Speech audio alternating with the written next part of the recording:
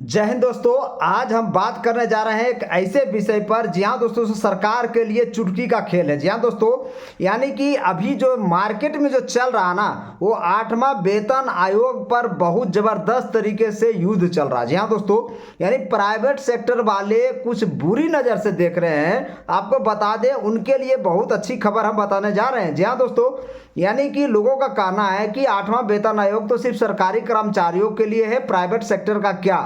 तो आपको हम बता देना चाहते हैं कि सरकारी कर्मचारी हो या फिर गैर सरकारी कर्मचारी हो, अगर 8वां वेतन आयोग लगने से सभी कर्मचारियों का वेतनमान में बढ़ोतरी होती है। जी हाँ दोस्तों, यानी कि ह्यूमन जो डेवलपमेंट इंडेक्स है, महंगाई है, ये सब सारी चीज़ देखते हुए हर 10 साल पर सरकार 8वां वेतन आयोग यानी पे कमीशन लगाती है। और वही इस बार भी हो रहा है, कोई नया नहीं हो रहा है। 1947 से लेकर अब तक 7 वेतन आयोग लग चुका है।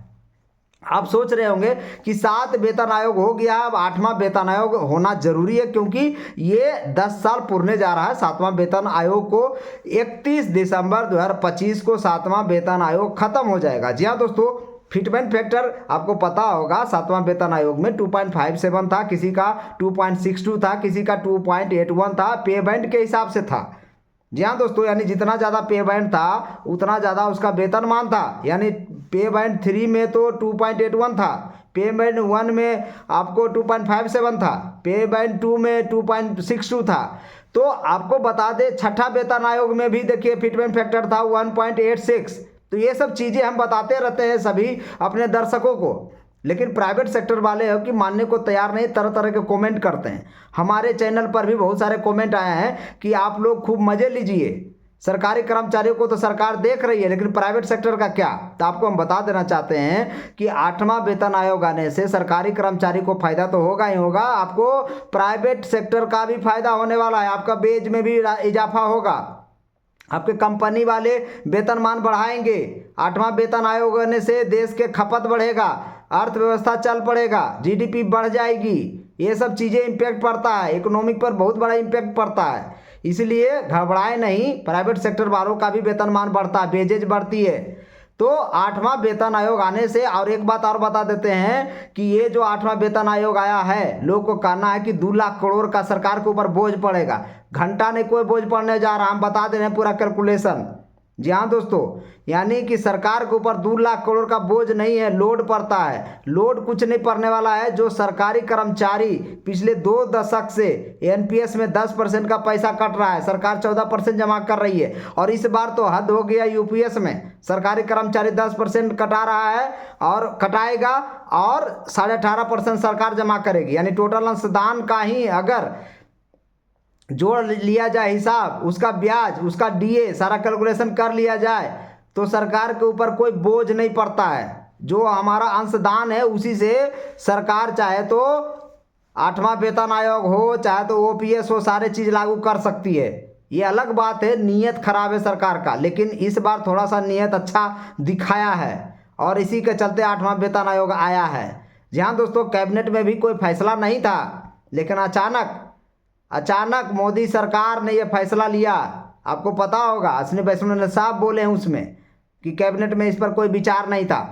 संसद में भी कई बार इस पर बोला गया है कि 8वां वेतन आयोग का जनरेशन यानी बनाने का कोई विचार नहीं है। पंकज चौधरी खुद बोले हैं, वित्त राज्य मंत्री। आपको नहीं याद है तो जाके देख लीजिए। जी हाँ दोस्तों, यानी जो न्यूज़ हम बताते हैं ना, वो ऑथेंटिक होता है, सत्यता की गारंटी देता है। तो आपको बता दें कि हर महीने एनपीएस में 12,000 करोड़ रुपया जाता है, जमा होता है 12,000 करोड़ रुपया। और सालाना कितना हुआ, बराबर है 44 से 1,44,000 करोड़ रुपया। उसका ब्याज, उसका सब कुछ जोड़ लीजिए, 1.5 लाख करोड़ तो आपका हम लोग का अंशदान से पहुंच जा रहा है सरकार के पास। और वेतन आयोग लागू करना है 10 साल के बाद, और ये हर साल हम लोग के यहाँ से 1.5 लाख करोड़ रुपया सरकार के पास जमा होता है। तो सरकार चाहे तो 8वां वेतन आयोग छोड़ दीजिए, ओपीएस भी बहाल कर सकती है, बस नीयत का देरी है, नीयत का। जी हाँ दोस्तों, देने वाला का नीयत होना चाहिए। और ये किसी प्राइवेट सेक्टर पर बोझ नहीं है, ये सरकारी कर्मचारी का अंशदान है, जो हमको आपको बता दिए।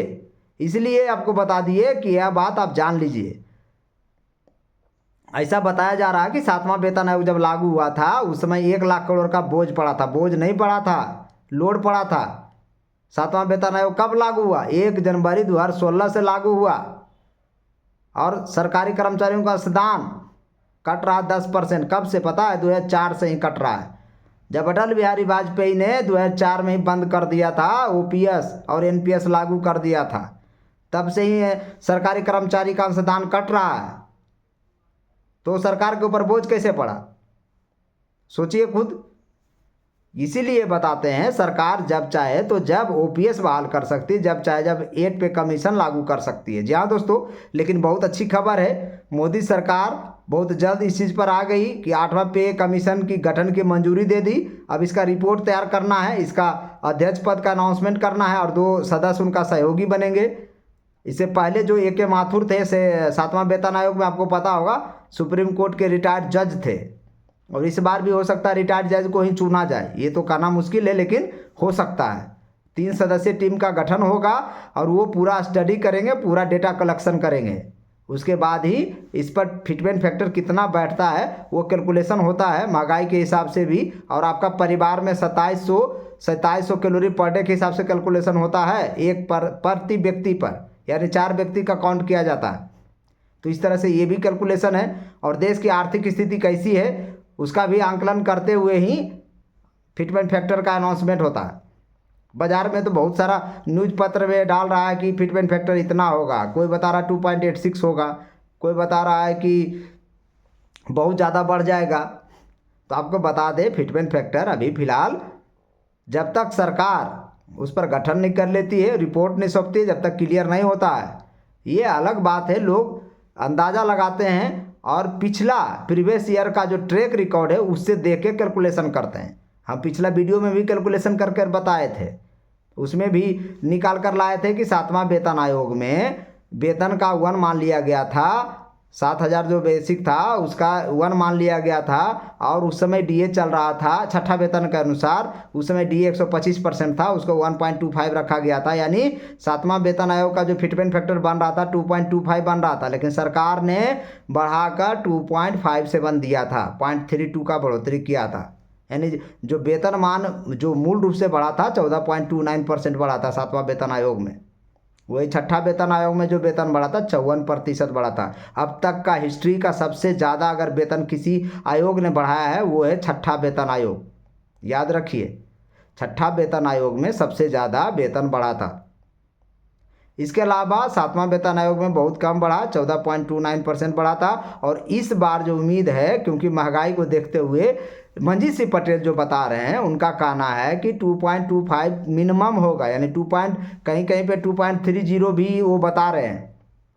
यानी उनका जो कहना है ना वो सटीक, लगभग सटीक होता है, क्योंकि वो कैलकुलेशन करते हैं, सही तरीके से सामंजस्य बढ़ाते हैं और पूरा डेटा कलेक्ट कर कर बताते हैं। लॉजिकल लीडर इसीलिए उनको बोला जाता है। मंजीत सिंह पटेल का कहना है कि मिनिमम जो है 2.25 होगा। यानी आपको बता दें, जो बेसिक सैलरी 18,000 7वां वेतन आयोग में दिया जा रहा है आप लोग को, अब वो बढ़कर 41,000 हो जाएगा, लगभग 41,400 बनता है।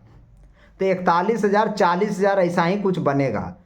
आज के पेपर में आप देख लीजिए, अमर उजाला में भी छपा हुआ कि 40,000 से ऊपर ही बेसिक होगा 8वां वेतन आयोग गठन होने के बाद, सिफारिश लागू होने के बाद।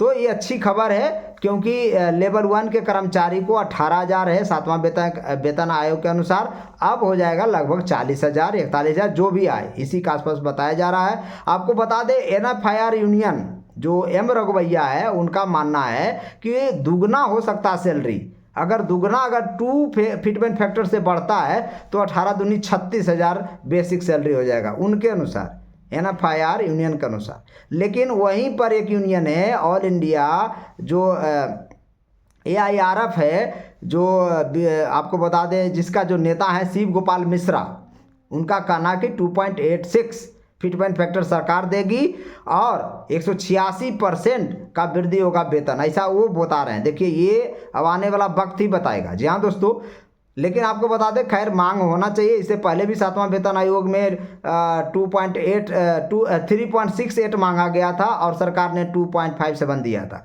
इस बार भी बढ़ चढ़ के लोग मांग रहे हैं, कोई 3 फिटमेंट फैक्टर भी बता रहे हैं। तो सरकार उम्मीद करते हैं बीच का रास्ता चुनेगी और 40,000 के आसपास ही बेसिक होने वाला है। जी हाँ दोस्तों, मेरा भी अनुमान 40,000 के आसपास ही जाके टिक जाता है।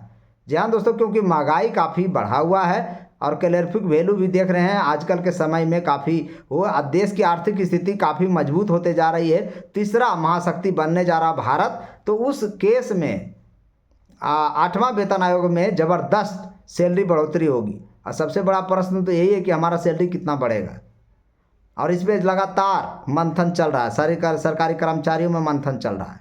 लेकिन आपको बता दें बहुत बढ़ेगा, ऐसा नहीं है कि बहुत कम बढ़ेगा। जी हाँ दोस्तों, 20-22% बढ़ने का उम्मीद है। और कई चैनल पर तो खुल के कुछ लोग अर्थशास्त्री आए हुए हैं, उनका कहना 10% बढ़ेगा, किसी का कहना 15% बढ़ेगा, किसी का 20%। आप इस चीज़ को नहीं मानिए, आप इस चीज़ को मानिए कि जो महंगाई के हिसाब से कितना कैलकुलेशन आ रहा है वो लगभग वही 36,000 40,000 हो जाए, इसी के आसपास होने का उम्मीद है बेसिक। और उसी के ऊपर डीए उस समय 0 हो जाएगा और उसके ऊपर एचआरए मिलेगा, हाउस रेंट अलाउंस मिलेगा जो बढ़ के मिलेगा, ट्रेवलिंग अलाउंस मिलेगा जो बढ़ के मिलेगा, ग्रेच्युटी भी मिलेगा वो बढ़ के मिलेगा, जिनको इंसेंटिव मिल रहा है उनका भी बढ़ के मिलेगा। जी हाँ दोस्तों, तो कई सारी अलाउंसेस है, एजुकेशन अलाउंस भी बढ़ के मिलेगा, तो इस तरह से हॉस्टल सब्सिडी भी बढ़ के मिलेगा। तो सारी चीज़ें अलाउंस जो होता है बेसिक पर ही कैलकुलेशन की जाती है, इसीलिए सारी चीज़ें बढ़ के मिलेगा।